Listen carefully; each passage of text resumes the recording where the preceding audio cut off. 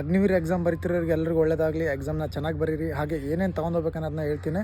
Admit card, ನಿಮ್ಮ ಒಂದು admit card ಏನಿದೆ ಅದನ್ನ ಚೆನ್ನಾಗಿ ಪ್ರಿಂಟ್ ತೊಗೊಂಡೋಗಿ, ಯಾವುದೇ ರೀತಿ ಫೋಲ್ಡ್ ಮಾಡೋಕ್ಕೇನು ಹೋಗಬೇಡಿ, ಕ್ಲೀನಾಗಿರಲಿ. ಹಾಗೆ ಇದಾದ ನಂತರ ನೀವು ಒಂದು ವಾಟರ್ ಬಾಟಲ್ನ ತೊಗೊಂಡೋಗ್ಬೋದು. ನಿಮಗೆ ಬಾಯಾರಿಕೆ ಅದು ಕುಡಲಿಕ್ಕೆ ಅದರಲ್ಲಿ ಮೆನ್ಷನ್ ಮಾಡಿದ್ದಾರೆ ಅವರು, ಬೇಕಾದರೆ ತೊಗೊಂಡು ಹೋಗ್ಬೋದು.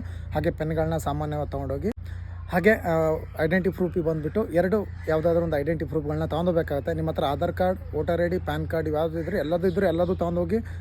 ಕಂಪಲ್ಸರಿಯಾಗಿ ನಿಮ್ಮ ಹತ್ರ ವೋಟರ್ ಐ ಡಿ ಹಾಗೆ ಆಧಾರ್ ಕಾರ್ಡ್ ಇದ್ದೇ ಇರುತ್ತೆ, ಅವನು ಕೂಡ ತೊಗೊಂಡೋಗ್ಬೋದು. ಪ್ಯಾನ್ ಕಾರ್ಡ್ ಇದ್ದರೆ ಪ್ಯಾನ್ ಕಾರ್ಡ್ನ ತೊಗೊಂಡೋಗಿ ಫೋಟೋ ಕ್ಲಿಯರ್ ಇರಬೇಕಾಗುತ್ತೆ.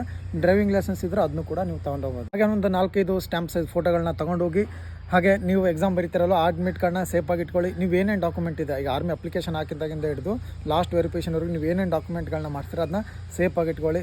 ಕೆಲವೊಂದು ಸಮಯದಲ್ಲಿ ಕೇಳ್ಬೋದು ಡೆಪಾಸಿಟ್ ಮಾಡೋಕ್ಕೆ. ಹಾಗೆ ಅದರಲ್ಲಿ ಇನ್ಸ್ಟ್ರಕ್ಷನಲ್ಲಿ ಕೂಡ ಕೊಟ್ಟಿದ್ದಾರೆ, ಅದೇನು ನಿಮ್ಮ ಒಂದು ಅಡ್ಮಿಟ್ ಕಾರ್ಡ್ಗಳ ಕೆಳಗಡೆ ಸೂಚನೆಗಳನ್ನ ಕೊಟ್ಟಿದ್ದಾರೆ, ಅದರಲ್ಲಿ ಇದನ್ನು ಕೂಡ ಮೆನ್ಷನ್ ಮಾಡಿದ್ದಾರೆ. ಯೂಸ್ ಆಗುತ್ತೆ.